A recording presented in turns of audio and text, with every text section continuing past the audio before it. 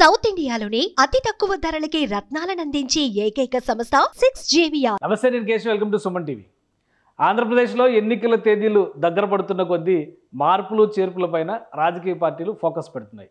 ముఖ్యంగా లోక్సభ స్థానాల విషయంలో అధికార వైసీపీ ప్రత్యేకమైనటువంటి శ్రద్ధ కనబరుస్తున్నటువంటి పరిస్థితి ఇప్పుడు కనిపిస్తోంది. ఓవరాల్గా 25 లోక్సభ స్థానాలకు సంబంధించి ఒక్క స్థానం మినహా 24 చోట్ల ఒకేసారి అభ్యర్థులను ప్రకటించింది. అలానే అనకాపల్లి నియోజకవర్గంలో ప్రత్యర్థులపైన క్లారిటీ వచ్చిన తర్వాత వైసీపీ తన అభ్యర్థిని ప్రకటించింది. ఇదే క్రమంలో ఇప్పుడు 25 నియోజకవర్గాల్లో కూడా సమీక్షలు జరిపిన తర్వాత 4 చోట్ల మార్పులు తథ్యం అనేటువంటి సంకేతాలు కనిపిస్తున్నాయి. ఏంటి ఆ 4 నియోజకవర్గాలు ఏంటి, ఎందుకు అభ్యర్థుల్ని మార్చాలనేటువంటి ఆలోచన అధికార పార్టీ చేస్తుంది? ఈ అంశాన్ని మనం విశ్లేషించేటువంటి ప్రయత్నం చేద్దాం. ఓవరాల్గా ఇప్పటివరకు ఉన్నటువంటి అంచనాలను బట్టి చూస్తే కనుక మొత్తం అన్ని నియోజకవర్గాలకి అభ్యర్థులు ప్రత్యర్థులు అన్నిట్లోనూ క్లారిటీ వచ్చింది. అయితే ఒక్కసారి మనం పరిశీలిస్తే ఈ 4 మార్పులు ఏంటి అనేటువంటి అంశంలో కొన్ని కీలకమైనటువంటి అంశాలని డిస్కస్ చేయాల్సినటువంటి పరిస్థితి కనిపిస్తుంది.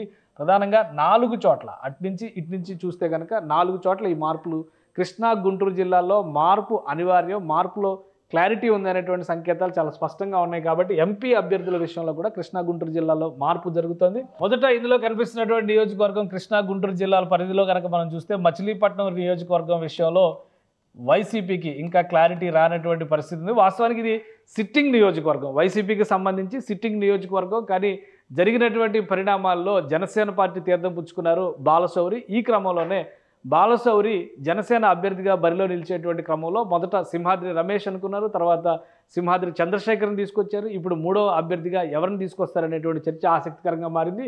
ఇక 2వ నియోజకవర్గం పరంగా చూస్తే కనుక గుంటూరు పార్లమెంటు స్థానం కూడా అదే డైలమాలో నడుస్తుంది. గుంటూరు పార్లమెంట్లో కూడా వాస్తవానికి టికెట్ అనౌన్స్ చేశారు, ఎమ్మెల్యేకి ఒక టికెట్ అనౌన్స్ చేశారు. అయితే ఆయన కంటెస్ట్ చేసేటువంటి క్రమంలో కొన్ని మార్పులు అనివార్యం అనేటువంటి సంకేతాలు స్పష్టంగా కనిపిస్తున్నాయి. కిలారు రోసయ్య గుంటూరు లోక్సభ బరి నుంచి తప్పుకోబోతున్నారనేటువంటి సంకేతాలు వస్తున్నాయి. అధిష్టానం దీనికి అనుగుణంగా ఒక నిర్ణయం తీసుకునేటువంటి అవకాశం కూడా ఉందనేటువంటి చర్చ వస్తుంది. సో ఇది ఒకటైతే మిగతా 2 నియోజకవర్గాలు కూడా రాయలసీమ పరిధిలో ఉన్నటువంటి నియోజకవర్గాలే ఉన్నాయి. ప్రధానంగా కడప లోక్సభ స్థానం చుట్టూ ఒక చర్చ నడుస్తుంది. అలానే 4వ నియోజకవర్గంగా కర్నూలు లోక్సభ స్థానం చుట్టూ మరొక చర్చ నడుస్తుంది. అసలు ఇక్కడ అభ్యర్థులుగా ఎవరిని బరిలో నిలిపేటువంటి అవకాశం ఉంది, ఎందుకు ఈ మార్పులు చేర్పుల గురించి డిస్కస్ చేస్తున్నారనేటువంటి అంశాన్ని ఒకసారి పరిశీలిద్దాం. వాస్తవానికి ఇది గుంటూరు లోక్సభ స్థానం పరిధిలో కిలార్ రోసయ్య బరిలో ఉన్నారు వైఎస్ఆర్సీపీ అభ్యర్థిగా. అలానే పెమ్మసాని చంద్రశేఖర్ని కూటమి అభ్యర్థిగా తెలుగుదేశం పార్టీ నిలబెట్టింది. ఈయన ఎన్ఆర్ఐ. అలానే ఆ ప్రాంతంలో ఉన్న అనేక సర్వీసెస్ చేయడం వల్ల, ఆ కార్యక్రమాలన్నిటికీ చేయడం వల్ల కలిసి వస్తున్నటువంటిది. ఇది గుంటూరు లోక్సభ స్థానం టీడీపీ సిట్టింగ్ స్థానం. సో ఇక్కడ గల్లా జయదేవ్ బరిలోంచి తప్పుకున్నారు కాబట్టి పెమ్మసాని చంద్రశేఖర్కి అవకాశం వచ్చింది. కానీ కిలార్ రోసయ్య విషయంలో ఎన్నికల ప్రచారం విషయంలో కానీ ఆయన ముఖ్యంగా ప్రచారాన్ని ముందుకు తీసుకెళ్లేటువంటి విధానంలో చూస్తే పెమ్మసాని చంద్రశేఖర్తో తలబడేటువంటి స్థితిలో లేరు అనేటువంటి విమర్శలు వస్తున్నాయి. ఈ నేపథ్యంలోనే ఇక్కడ చిలకలూరుపేట ఎమ్మెల్యేగా ఉండి ప్రస్తుతం గుంటూరు వెస్ట్ అభ్యర్థిగా ప్రకటించినటువంటి విడుదల రజనీని బరిలో నిలుపుతారనేటువంటి చర్చ నడుస్తుంది. విడుదల రజనీ కనుక ఇక్కడ బరిలో నిలిస్తే కొంత పోటాపోటీగా ఉండొచ్చు. బీసీ వర్గాలు అలానే మహిళా అభ్యర్థి అనేటువంటి సింపతి కొంత క్యారీ అవుతుందనేటువంటి చర్చ నడుస్తుంది. ఇక కడప లోక్సభ స్థానానికి సంబంధించి ఆల్రెడీ ఒక డిస్కషన్ జరుగుతుంది. అవినాష్ రెడ్డి పైన బరిలో దిగింది. ఇక్కడ వైఎస్ షర్మిల కాంగ్రెస్ పార్టీ అభ్యర్థిగా బరిలోకి దిగడం అనేది కొంత ఇబ్బందికరంగా మారింది. అలానే ఆ ఫ్యామిలీ వైఎస్ ఫ్యామిలీలో ఒక చీలిక వచ్చిందనేటువంటి అభిప్రాయం వస్తుంది. ఈ నేపథ్యంలోనే నేరమయ రాజకీయాలు, హత్యా రాజకీయాలకి వ్యతిరేకంగా టోటల్ వైసీపీ పునాదులు రక్తంలో మునిగాయంటూ వైఎస్ షర్మిల సునీత చేస్తున్నటువంటి విమర్శలకి కౌంటర్ చెప్పాల్సిన అవసరం ఉందని వైఎస్ఆర్సీపీ అధిష్టానం భావిస్తుంది. ఈ క్రమంలోనే ఇక్కడ వైఎస్ అవినాష్ రెడ్డి బదులు అభిషేక్ రెడ్డిని బరిలో నిలపాలనేటువంటి చర్చ విస్తృతంగా జరుగుతుంది. అభిషేక్ రెడ్డి ఒక డాక్టర్, ఆయన వైజాగ్లో సెటిల్ అయినటువంటి డాక్టర్, వైఎస్ ఫ్యామిలీకి సంబంధించినటువంటి వ్యక్తి. అవినాష్ రెడ్డికి వరుసకి కొడుకు వరుస అవుతారు. ఎందుకంటే వైఎస్ భాస్కర్ రెడ్డి తండ్రి, వైఎస్ అవినాష్ రెడ్డి తండ్రి వైఎస్ భాస్కర్ రెడ్డి గారు, ఆయన సోదరుడు ప్రకాష్ రెడ్డి కుమారుడు అభిషేక్ రెడ్డి. జగన్మోహన్ రెడ్డితో సత్సంబంధాలు ఉన్నాయి. అలానే అనేక సందర్భాల్లో పాదయాత్ర సమయంలో కూడా ఆయన జగన్మోహన్ రెడ్డి వెంట నడిచారు. గతంలో అవినాష్ రెడ్డి అరెస్టు తప్పదనేటువంటి సంకేతాలు వచ్చిన నేపథ్యంలో పులివెందుల ఇన్ఛార్జిగా వైసీపీ ఇన్ఛార్జిగా నియమించాలనేటువంటి చర్చ కూడా జరిగింది. ఒక యువకుడు కాబట్టి ఆ ప్రాంతంలో కొంత ఆదరణ ఉంది.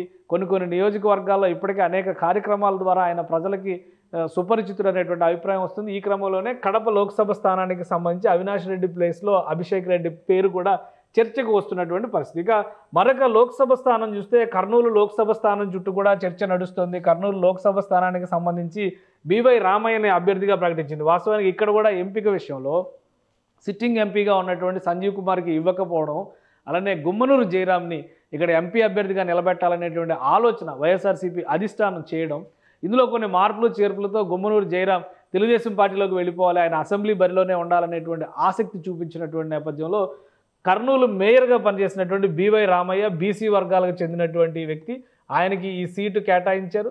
కానీ ఆశించిన స్థాయిలో ప్రజాదరణ వస్తున్నటువంటి సంకేతాలు కనిపించడం లేదనేటువంటి విమర్శ ఉంది. అలానే ఇక్కడ బలమైనటువంటి ఆర్థికంగా బలమైనటువంటి బస్తిపాటి నాగరాజు, పంచలింగాల నాగరాజు అంటారు, ఆయనని కూటమి తమ అభ్యర్థిగా బరిలో నిలిపింది.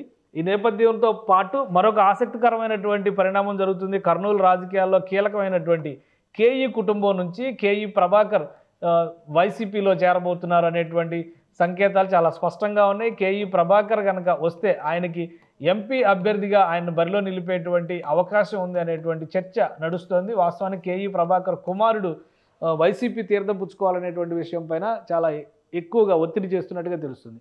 K E family, KE Krishnamurthy, KE Prabhakar చాలా కాలంగా సుదీర్ఘకాలంగా ఎన్టీఆర్ హయాం నుంచి కూడా టీడీపీలో ఉన్నటువంటి ఫ్యామిలీ.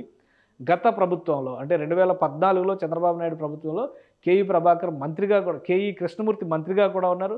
కేఈ ప్రభాకర్ గతంలో కూడా ఎమ్మెల్యేగా చేశారు. అంతకు ముందర ఉన్నటువంటి మంత్రివర్గంలో కూడా వీళ్ళకి చాలా సాన్నిహిత్యం ఉన్నటువంటి వాళ్ళు, మంత్రివర్గంలో స్థానం దక్కించుకున్నటువంటి కుటుంబం. ఈ నేపథ్యం ఇప్పుడు కేఈ కృష్ణమూర్తి కుమారుడు ఆల్రెడీ ఆయన తెలుగుదేశం పార్టీ అభ్యర్థిగా ఎన్నికల బరిలో నిలిచి ఉన్నటువంటి వ్యక్తి. ఈ నేపథ్యంలో చూస్తే అసలు కర్నూలు జిల్లా రాజకీయాలను కూడా ఒకసారి పరిశీలించాల్సినటువంటి ఆవశ్యకత కనిపిస్తుంది. ఎందుకంటే గత ఎన్నికలకి సంబంధించినటువంటి సినారియో మొత్తం కూడా ఇప్పుడు పూర్తిగా మారిపోయేటువంటి పరిస్థితి ఉంది. కేఈ కుటుంబం కనుక వైసీపీ తీర్థం పుచ్చుకుంటే ఇక్కడ జరుగుతున్నటువంటి పరిణామాల్లో ఒకసారి మనం గత చరిత్రను చూద్దాం. 2014లో బుట్టా రేణుక గెలిచింది. అలానే వైసీపీకి సంబంధించి సంజీవ్ కుమార్ 2019లో గెలిచారు. ఎవరికి కూడా రెండోసారి టికెట్ ఇవ్వనటువంటి పరిస్థితి కర్నూలు జిల్లా రాజకీయాల్లో కామన్గా కనిపించేటువంటి వ్యవహారం.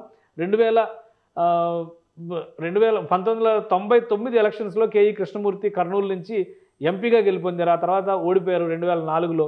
ఆ తర్వాత నుంచి ఇది కాంగ్రెస్, ఆ తర్వాత వైఎస్ఆర్సీపీ టికెట్గానే నిలబడింది. ఈసారి ఈక్వేషన్స్ మారుతున్నటువంటి తరుణంలో వైఎస్ఆర్సీపీ బలమైనటువంటి అభ్యర్థిని నిలబెట్టకపోతే ఇక్కడ సీటు కోల్పోయేటువంటి ప్రమాదం ఉంది. ఈ నేపథ్యంలో కేఈ ప్రభాకర్ కుటుంబం కనుక వైసీపీ తీర్థం పుచ్చుకుంటే ఖచ్చితంగా ఇక్కడ నుంచి బరిలో నిలపాల్సినటువంటి ఆవశ్యకత కనిపిస్తోంది అనేటువంటి భావన కనిపిస్తుంది.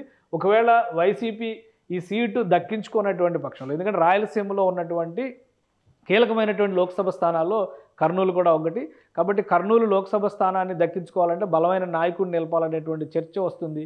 సో బీసీ అభ్యర్థిగా బివై రామయ్యకి అవకాశం కల్పించినా కానీ ప్రజల్లోకి దూసుకెళ్లేటువంటి క్రమం, అలానే ప్రత్యర్థులు వేస్తున్నటువంటి వ్యూహాలను తట్టుకోలేని పరిస్థితి, ఈ అంశాలను దృష్టిలో ఉంచుకునే ఇక్కడ ప్రత్యామ్నాయంగా చూస్తున్నటువంటి పరిస్థితి కనిపిస్తుంది. ఇక వైసీపీ చెబుతున్నటువంటి మిగతా జాబితాలు అంటే సవరణలు తప్పవని భావిస్తున్నటువంటి జాబితాలో మరొక నియోజకవర్గం మచిలీపట్నం పైన ఇప్పటికే అనేక దఫాలుగా రివ్యూ జరిగింది. ఆ నియోజకవర్గాల మార్పులు, ముఖ్యంగా అవనిగడ్డ ఎమ్మెల్యే క్యాండిడేట్ మార్పు మీద ఇక్కడ అంశాలన్నీ కూడా ఆధారపడి ఉన్నట్టుగా తెలుస్తుంది.